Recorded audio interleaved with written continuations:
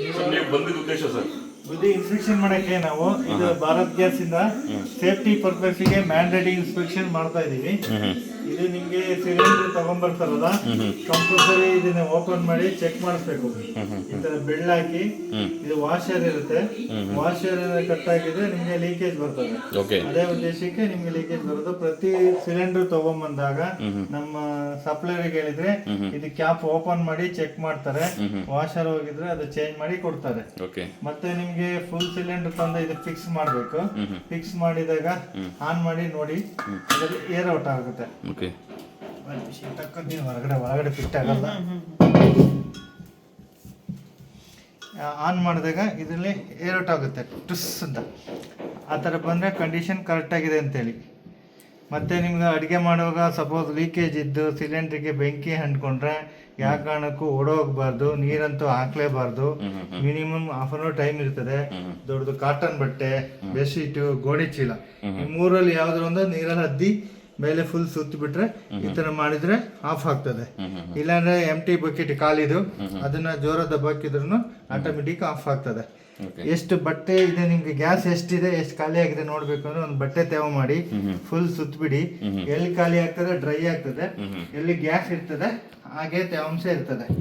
ಮತ್ತೆ ಇದು ಪೈಪ್ ಬಂದು 2028 ಟೈಮ್ ಇದೆ ಡೇಟು. ಎಷ್ಟು ವರ್ಷ ಇದಕ್ಕೆ ಸರ್? ಇದು 5 years ಒಂದ್ಸರಿ ಚೇಂಜ್ ಮಾಡೋದು. ಇವಾಗ ಇನ್ನೇ 2028ಕ್ಕೆ ಚೇಂಜ್ ಮಾಡ್ಕೋಬೇಕು, ಸರಿನಾ? ಮತ್ತೆ ಇದು ಕಬೋರ್ಡಲ್ಲಿ ಮುಚ್ಚಿಕ್ಬಾರ್ದು, ಕಬೋರ್ಡಲ್ಲಿ ಓಪನ್ ಇರಬೇಕು ಅವತ್ತು ಕಬೋರ್ಡು. ಮತ್ತೆ ಜಾಸ್ತಿ ಗಾಳಿ ಜಾಸ್ತಿ ಇರಬಾರ್ದು. ಮೆಸ್ ಹೊಡ್ಕೊಂಡ್ರೆ ನೀವು ಒಂದು ಬಿಟ್ಕೊಂಡು ಸಾಕು, ಅದು ಗಾಳಿ ಗ್ಯಾಸು ಹೊರಗಡೆ ಹೋಗ್ತದೆ ಔಟ್ ಸೈಡು.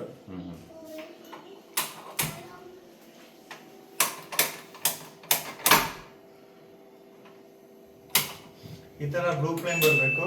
ಬ್ಲೂ ಫ್ಲೇಮ್ ಅಂದ್ರೆ ರೆಗ್ಯುಲೇಟರ್ ಕಂಡೀಷನ್ ಕರೆಕ್ಟ್ ಇದೆ ಅಂತ. ಸಿಮ್ ಮಾಡಿದ್ರೆ ಆಫ್ ಆಗಬಾರ್ದು. ಈ ತರ ಉರಿತಾ ಇದ್ರೆ ಸ್ಟವ್ ಚೆನ್ನಾಗಿದೆ ಅಂತ.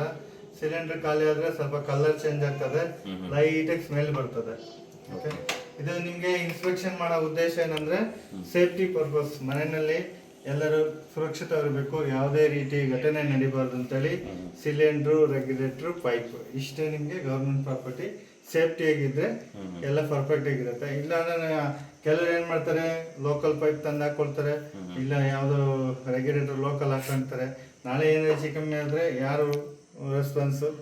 ಕಂಪ್ನಿ ರೆಸ್ಪಾನ್ಸ್ ಇರುತ್ತೆ. ಅದೇ ಉದ್ದೇಶಕ್ಕೆ ಇದು ನಿಮ್ಗೆ ಗ್ಯಾಸ್ ಬಿಲ್ ಇಂದಾನೆ ಕೊಟ್ಟಿರ್ತಾರೆ. ಎವ್ರಿ 5 years ಒಂದ್ಸರಿ ಸೇಫ್ಟಿ ಪರ್ಪಸ್ಗೆ ಇನ್ಸ್ಪೆಕ್ಷನ್ ಮಾಡ್ಕೋಬೇಕು.